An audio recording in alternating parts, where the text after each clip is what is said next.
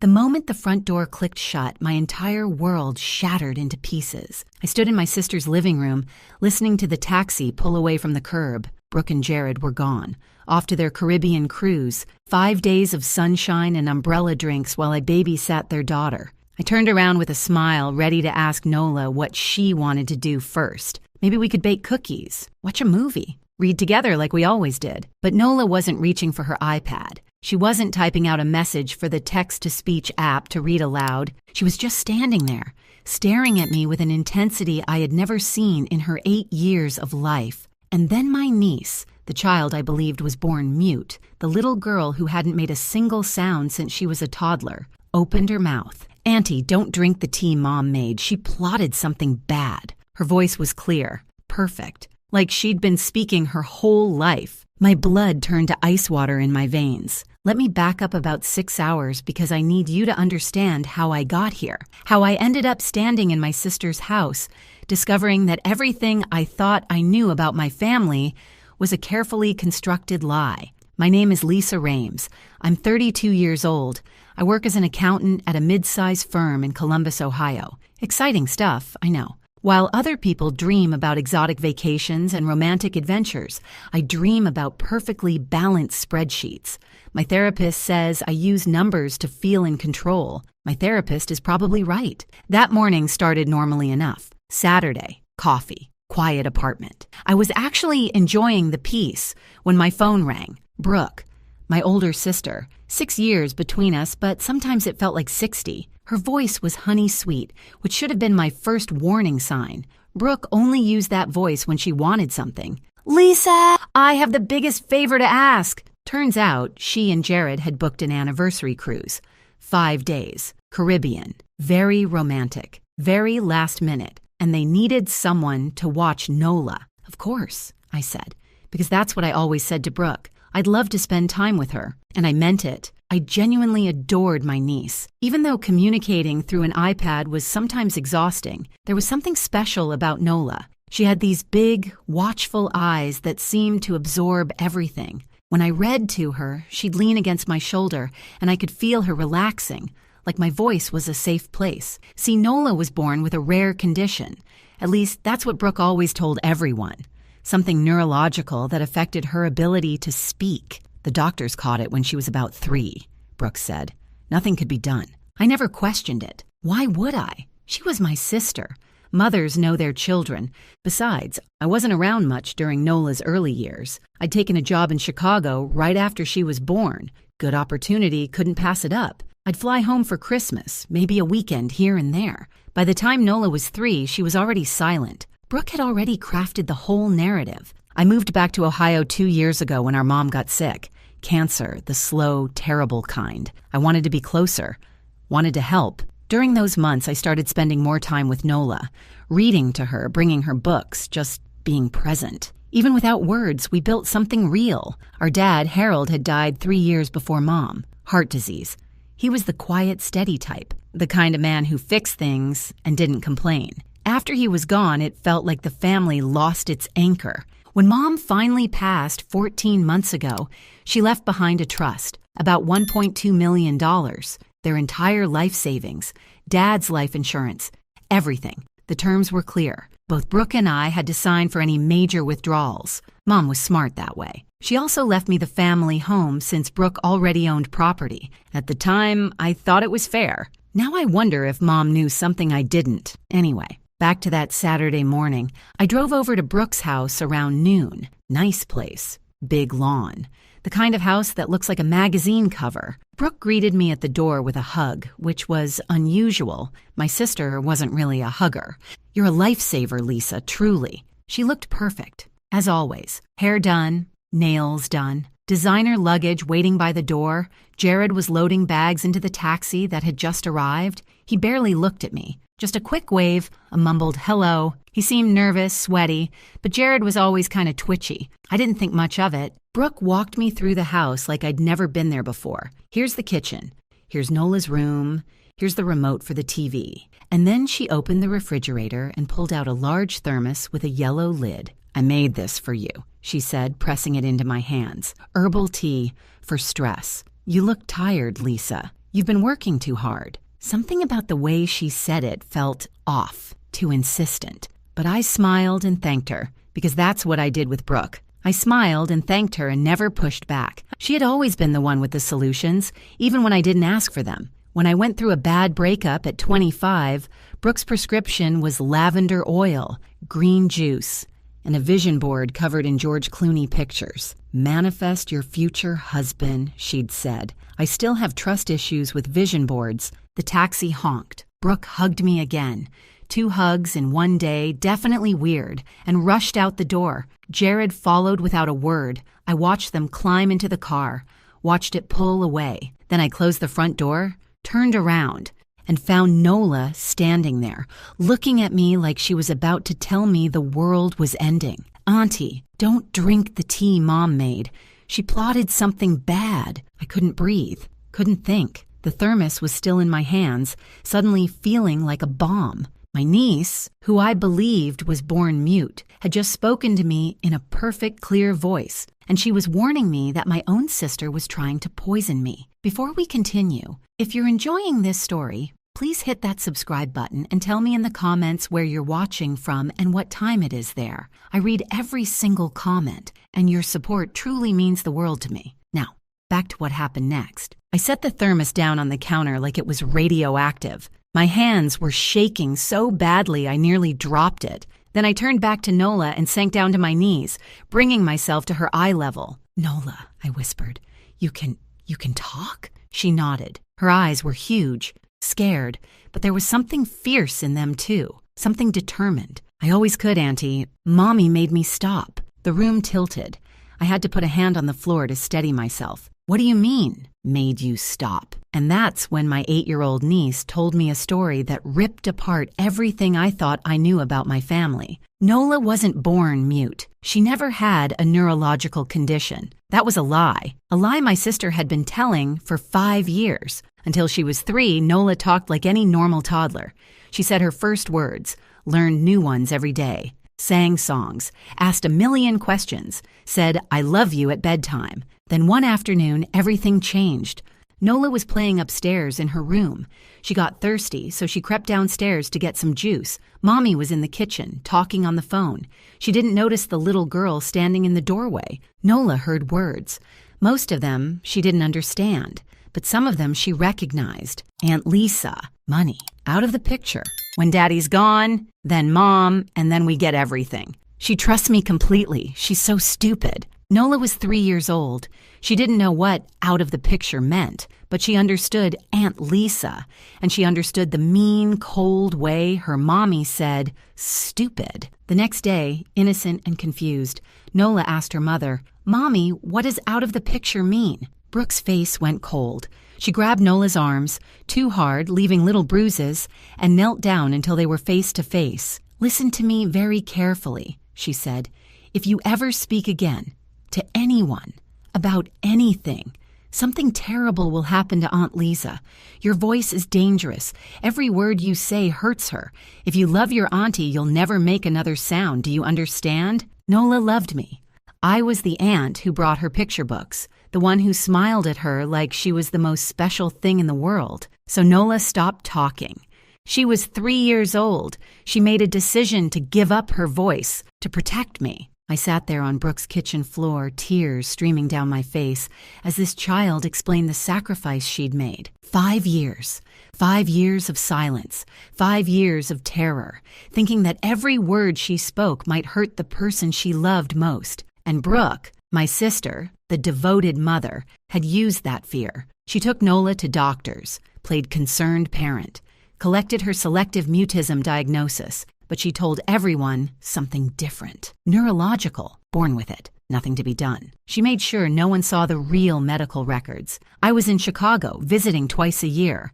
I had no reason to doubt my own sister about her own daughter. That crystal plaque on the mantle caught my eye. Mother of the Year. Brooke won it from the community center 2 years ago. Everyone praised her patience, her dedication to her special needs child. I suddenly wanted to throw that plaque into the sun and watch it burn. "What else do you know, sweetheart?"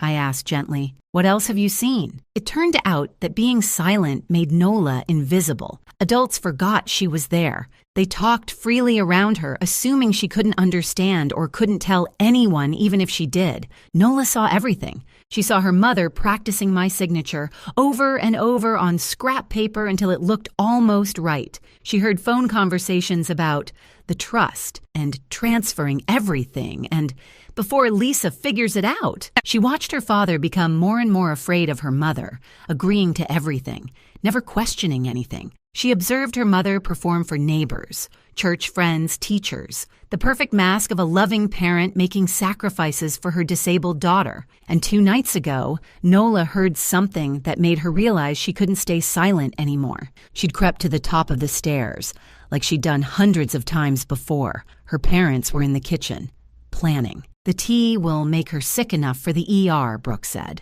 Not dangerous, just severe stomach problems, extreme drowsiness. She'll be out for days. What about Nola while we're gone? Jared asked. Mrs. Patterson next door will take her. I already told her Lisa has episodes sometimes. She bought it completely. And while Lisa's in the hospital, we drive to Indianapolis. There's a lawyer there who doesn't know her. I have all the forged papers ready. We transfer the entire trust to my name. By the time Lisa recovers, it's done. She'll never be able to prove anything. No cruise, no Caribbean vacation. Just a scheme to poison me, forge my signature, and steal over $1 million. My own sister. I pulled Nola into my arms and held her tight. This brave, incredible child. She carried this weight for 5 years. She watched her mother lie to everyone, and when it truly mattered, she found the courage to break her silence. You saved me, I whispered into her hair. You know that, right? You saved my life. She hugged me back, small arms fierce around my neck. I couldn't let Mommy hurt you, Annie, not anymore. I looked over at the thermos sitting on the counter, innocent looking, yellow lid, homemade tea from my loving sister. Evidence. My tears stopped. Something cold and focused settled in my chest. Brooke thought she had 5 days to steal everything.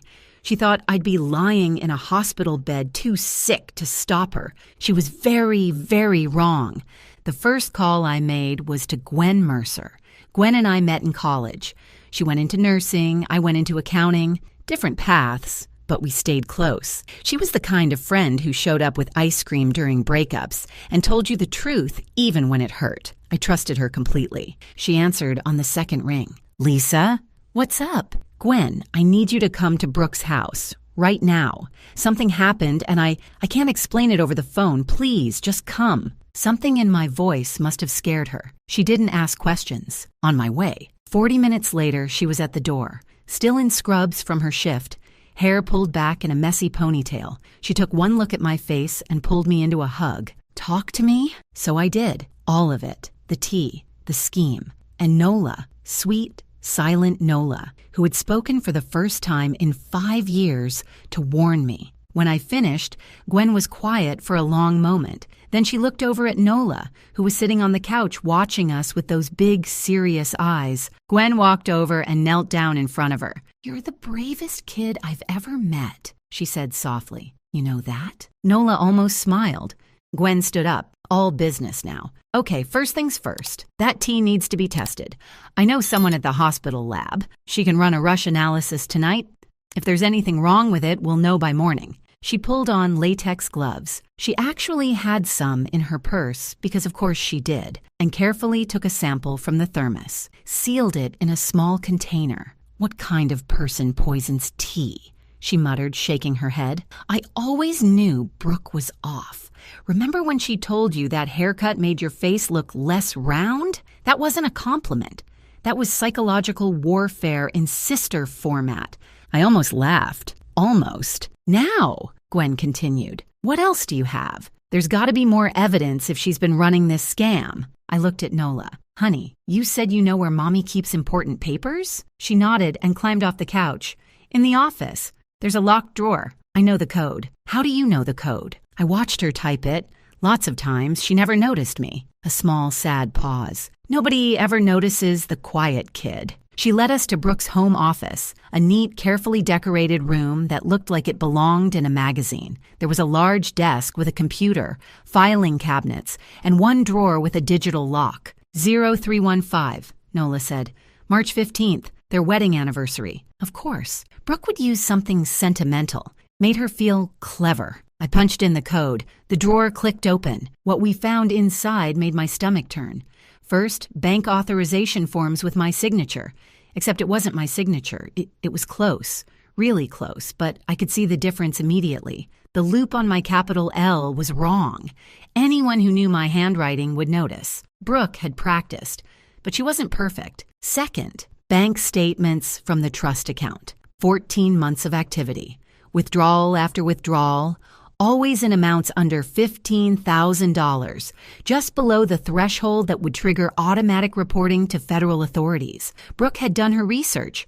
The total, roughly $180,000. Gone. Stolen by my own sister, while I trusted her completely. Third, printed emails between Brooke and an attorney in Indianapolis named Warren Drucker. They discussed emergency transfer of trust assets and referenced my mental instability and inability to manage finances. The meeting was scheduled for day 4, exactly when the cruise was supposed to be in full swing. Fourth, and this one nearly broke me, a file labeled Lisa Mental Health Concerns. Inside were pages of notes in Brooke's handwriting, dated entries describing my erratic behavior, my depression, my paranoid episodes, complete fabrications, all of it. She was building a paper trail, preparing to paint me as mentally unfit in case I ever challenged the fraud. My own sister was planning to call me crazy, to destroy my credibility, to take everything and leave me with nothing,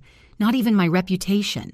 Gwen photographed every single document, every page, every date. This is premeditated fraud, she said grimly. This isn't some impulsive thing. She's been planning this for over a year. I was already organizing the information in my head, accountant brain kicking in, dates, patterns, the amount withdrawn each month, the signatures that didn't quite match. Numbers don't lie. And these numbers told a very clear story. Then Gwen's phone buzzed. Her contact at the lab, working the overnight shift, had rushed the tea analysis. The results, a concentrated combination of a powerful laxative compound and a sedative herb, not lethal, but absolutely incapacitating. Anyone who drank it would be violently ill and barely conscious for 48 to 72 hours. Hospital-level sick. Exactly like Nola said, Brooke wasn't trying to kill me. She was too smart for that. She just needed me out of commission long enough to steal everything. I thought about my emergency savings account, $8,000 tucked away in a separate bank that nobody knew about. A financial advisor told me years ago to always have walk-away money. I'd followed that advice quietly, never mentioning it to family. Now that money was going to fund my fight. Sometimes boring financial planning saves your life. There was one more call to make. Kevin Calloway. We were in the same study group in college. He went to law school while I went into accounting. Now he was an assistant prosecutor in Franklin County. I called him, explained everything. When I finished, there was a long silence. Lisa, he finally said, this is fraud, forgery, attempted poisoning, and what your sister did to that child. Coercive control, psychological abuse. That's serious, very serious. What do I do? You let me handle the legal side. I'll coordinate with local police and reach out to the FBI. This crosses state lines, which makes it federal. We'll contact the Indianapolis lawyer, too. He might be an unwitting participant, or he might be in on it. Either way, we find out. And Brooke, she can't know you're onto her. If she gets spooked, she could disappear with whatever money she has access to. You need to make her think her plan is working perfectly. I looked at the thermos, still sitting on the kitchen counter. I had to pretend I drank it. Pretend I was sick, pretend I was helpless and incapacitated while my sister drove to Indianapolis to rob me. 3 days of acting. The performance of my life. I can do that, I said, and I meant it. Day 2. Time to become an actress. I sat in Brooke's living room, staring at my phone. Nola was beside me on the couch, quiet but watchful. Old habits die hard. Even now that she could speak freely, she still observed everything with those careful eyes. I dialed Brooke's number. It went straight to voicemail, which I expected. If she was really on a cruise, she'd have limited cell service. Of course, she wasn't on a cruise. She was in a hotel in Indianapolis, preparing to steal my inheritance. But I had to play along. I made my voice weak, shaky, pathetic, the kind of voice someone uses when they're barely holding it together. Brooke, something's really wrong. I've been so sick all night, throwing up, dizzy. I can barely stand. I think I need to go to the hospital. Nola's okay. Mrs. Patterson can take her if I have to go to the ER. I'm so sorry to ruin your trip. I'll figure it out. I hung up. My hands were steady. My heart was cold. Gwen, who was sitting across from me, gave me a thumbs up. Oscar-worthy performance. Really, the quiver in your voice at the end? Chef's kiss. Thanks. I learned from watching Brooke fake emotions my whole life. 2 hours later, my phone buzzed. A text from Brooke. Not a call. Not a worried voicemail demanding to know which hospital. Not a frantic message asking to speak to her daughter. A text. Oh no. Feel better soon. Don't worry about Nola. Mrs. P is great with kids. Rest up and take care of yourself. See you in a few days. I stared at that pink heart emoji for a long time. My sister might have poisoned me. She was actively planning to steal over $1 million from me, and her response was a cartoon heart and an exclamation point. I've seen people put more effort into responding to a wrong number text. At least throw in a concerned face emoji, Brooke. Show some range. She didn't even ask about the hospital, Gwen said, reading over my shoulder. Didn't ask which one. Didn't offer to come home. Didn't ask to talk to Nola. Nope. Your sister is actually a sociopath. I'm starting to think actual sociopaths try harder than this. Over the next few hours, Gwen's husband, who worked in IT, gave us a quick lesson in social media tracking. Turns out Jared wasn't as careful as Brooke. His Instagram still had location services enabled. He'd posted a selfie at a coffee shop yesterday morning, grinning like an idiot. Geotagged to Indianapolis, Indiana. No beach, no cruise ship, no Caribbean sunset. They were exactly where Nola said they'd be. While Gwen worked on tracking their digital footprint, I went back to the evidence drawer. There had to be more. Brooke was meticulous. She kept records of everything. I found them at the bottom, underneath a stack of old tax returns. Letters, handwritten, dated during our mother's final months. My hands trembled as I read them. They were from Brooke to our mother, Patricia, written while Mom was dying of cancer, while she was weak and scared and fighting for every breath. In these letters, Brooke begged, no, demanded, that Patricia change the will, leave everything to Brooke alone, cut me out completely. Lisa is single. She doesn't have responsibilities like I do. I have a daughter to raise. I need this money. You always favored her anyway. This is your chance to finally make things right. If you ever loved me, you'll do this. The manipulation, the guilt, the cruelty of pressuring a dying woman. And then I found Mom's response, handwritten on her personal stationery. The handwriting was shaky. She was so weak by then, but the words were strong. I will not punish Lisa for being responsible. I will not reward you for being greedy. The trust stays equal. This discussion is over. Do not bring this up again. I love you, but I am disappointed in who you've become. Mom, Patricia refused. Even on her deathbed, she protected me. So Brooke waited. She waited for our mother to die. And then she started forging. I sat there on the floor of that perfect home office, holding my mother's final words in my hands, and I cried. Not for myself, for Mom, for the betrayal she saw in her own daughter before the end. Auntie? Nola's small voice. She'd come to the doorway. Yes, sweetheart? Are those letters from Grandma? Yes. She walked over and sat down next to me on the floor. Her little hand found mine. Grandma told me something once. She said quietly, when Mommy wasn't in the room, she said, watch your mama, little one.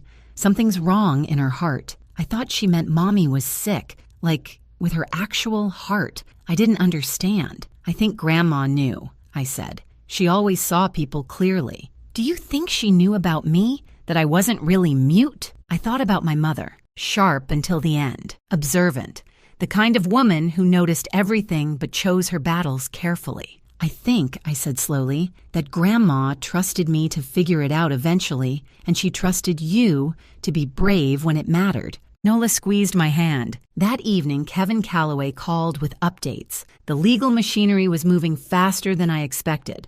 Local police were fully briefed. Given the evidence of fraud, forgery, and attempted poisoning, they were taking this seriously. The FBI had been consulted. Interstate wire fraud, transferring money across state lines through deceptive means, was a federal offense. Brooke had made this a federal case all by herself. And the Indianapolis lawyer, Warren Drucker, Kevin's contacts had reached out to him. Turns out, Drucker had been having doubts. The signatures on the authorization forms looked slightly off to him. He was already considering canceling the meeting. When authorities explained what was actually happening, he agreed to cooperate fully. The sting was set for day 4. When Brooke and Jared walked into that law office expecting to complete their theft, police would be waiting. "Your job," Kevin reminded me, "is to keep pretending, keep sending sick updates, make her believe everything is going according to plan." So I did. Day 2 text. "Still so sick. The doctor thinks maybe food poisoning. So strange. Nola is being wonderful with Mrs. Patterson." Day 3 text. "Barely keeping water down. So weak. Don't cut your trip short. I'll be fine. Just need rest." Each message, I imagined Brooke reading it, smiling, thinking her stupid, trusting sister was exactly where she wanted her. That same day, Kevin arranged for a child advocacy specialist to take Nola's statement. It had to be done properly, videotaped, with a child psychologist present, following all legal protocols for minor witnesses. Nola was nervous.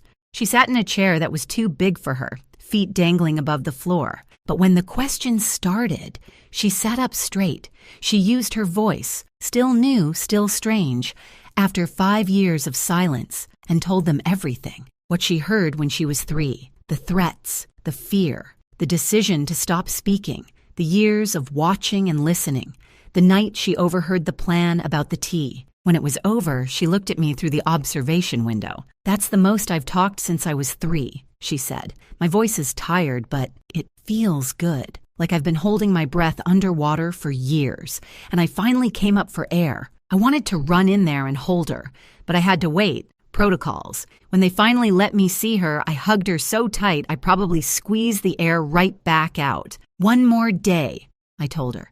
Just 1 more day and this is over." She nodded against my shoulder. 1 more day. Day 4. Indianapolis, Indiana, 10:15 in the morning. Warren Drucker's law office. 3rd floor of a professional building with a nice view of downtown that nobody was going to enjoy today. I wasn't there in person. Kevin set up a secure video feed so I could watch from Brooke's living room. Nola sat beside me, holding my hand. Gwen was on my other side. We watched the lobby camera as Brooke and Jared walked through the front door. Brooke looked perfect. Professional dress, modest jewelry, concerned expression carefully arranged on her face. She was carrying a leather folder, the same one from her office, I realized, full of forged documents and stolen dreams. Jared looked like he was going to be sick, sweating through his nice shirt, eyes darting around the lobby. He knew something was wrong with this whole scheme. He'd always known, but he was too weak, too scared of his wife to stop it. They approached the receptionist, smiled, gave their names. The receptionist smiled back and led them down a hallway, toward the conference room, where 3 people were waiting. Brooke walked in first, confident, ready to close the deal on the biggest theft of her life. Warren Drucker sat at the head of the table, gray-haired, serious. He didn't smile when she entered, didn't stand to shake her hand. 2 other people sat at the table, a man and a woman, plain clothes, professional. Brooke hesitated in the doorway. "I thought this was a private meeting," she said, that honey, sweet voice again, the one she used when she sensed something was off. Drucker's response was flat. "Mrs. Whitford, please have a seat. These are Detectives Morrison and Park. They have some questions about the documentation you've submitted." Through the video feed, I watched my sister's face, the flicker of confusion, the quick calculation behind her eyes, the decision to brazen it out. She sat down, crossed her legs, folded her hands on the table. "Of course, whatever I can help with. Is there some problem with the paperwork?" Detective Morrison was calm, almost friendly. She asked Brooke to confirm her identity, her relationship to me, her role as co-trustee of our parents' estate. Brooke confirmed everything, smooth, confident. She still thought she could talk her way out. Then Morrison placed 2 documents on the table, side by side. On the left, my signature from the forged authorization forms. On the right, my real signature from verified bank records. Mrs. Whitford, can you explain why these signatures don't match? For just a second, barely a heartbeat, I saw panic flash across Brooke's face. Then the mask slammed back down. My sister has very inconsistent handwriting. She's always been that way. And frankly, she's not, well, mentally. I have documentation about her instability. I can show you. Detective Park cut her off. We've reviewed your documentation. The notes about your sister's supposed mental health issues. He paused. Interesting thing. Her employer describes her as one of the most detail-oriented people they've ever worked with. Her doctor confirms she's in excellent mental and physical health. 3 colleagues provided statements calling her exceptionally stable and trustworthy. The mask was cracking. They don't see her like I do. Family knows the truth. Mrs. Whitford. Morrison's voice was still calm, but there was steel underneath now. We have bank records showing $180,000 in unauthorized withdrawals over 14 months. We have email correspondence with this office discussing emergency trust transfers. We have forensic analysis of your sister's signatures proving forgery. She placed another document on the table. And we have lab results from the tea you prepared. A concentrated combination of sedatives and laxatives, enough to hospitalize someone for days. Jared made a small sound, like a wounded animal. Brooke was frozen. The honey-sweet expression was gone. What was left underneath was something cold and cornered. And then Morrison pulled out a tablet. There's one more piece of evidence we'd like you to hear. She pressed play. A child's voice filled the conference room. Clear, steady, unmistakable. Nola. My mommy told me when I was 3 that if I ever talked again, something bad would happen to Aunt Lisa. She said my voice was dangerous, that every word would hurt her. So I stopped talking. For 5 years to protect my aunt. The recording continued, Nola describing what she'd overheard, the phone call when she was 3, the night before the cruise. Every detail delivered in that careful, serious voice. I couldn't let Mommy hurt Auntie Lisa. She's the only one who ever really saw me. Even when I couldn't talk, she listened. The recording ended. Silence. And if this story has you on the edge of your seat right now, please take just 1 second to hit that like button and subscribe. Your support means absolutely everything to me, and I read every single comment.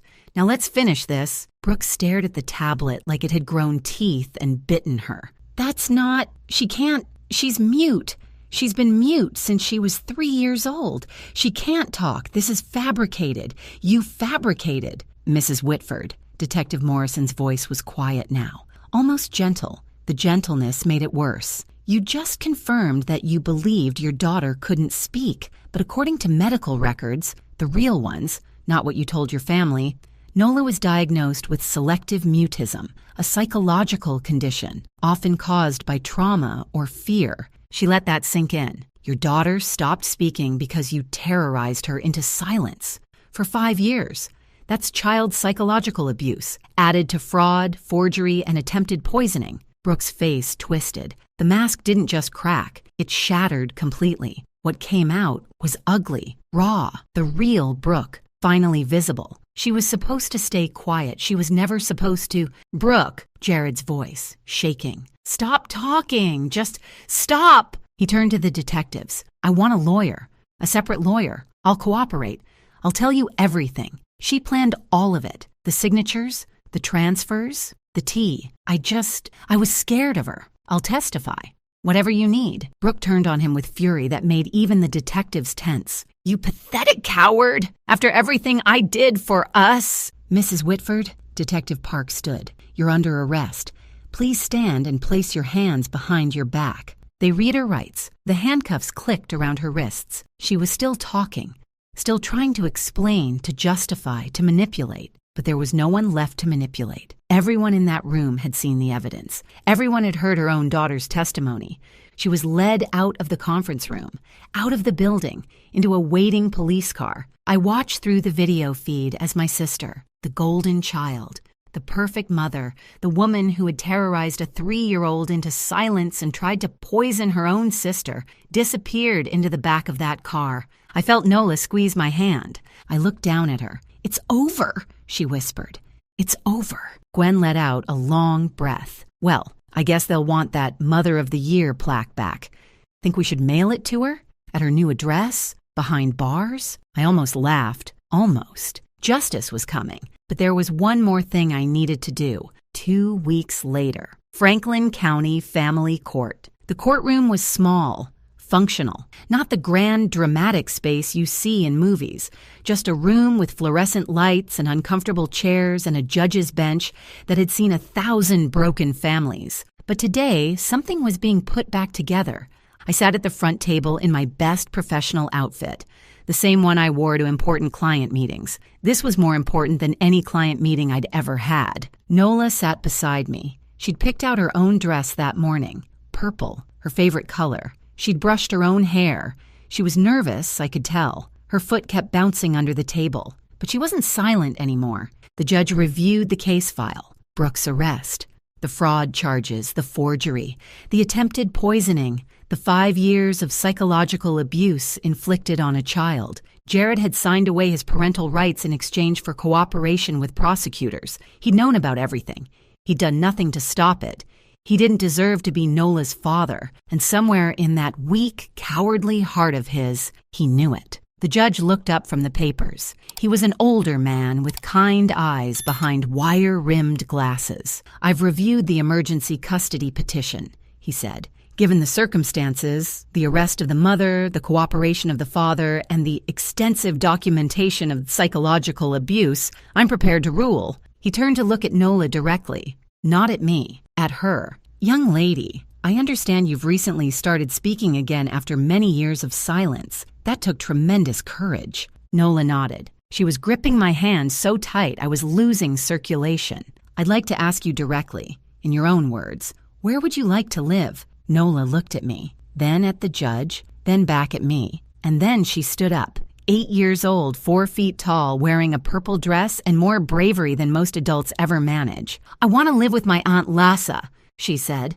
Her voice was clear, strong, a voice she'd given up for 5 years to protect someone she loved. She's the only one who ever really saw me. Even when I couldn't talk, she listened. She read me books. She sat with me. She never made me feel like something was wrong with me. She paused, then added, "Also, she makes really good pancakes." Quiet laughter rippled through the courtroom. Even the judge smiled.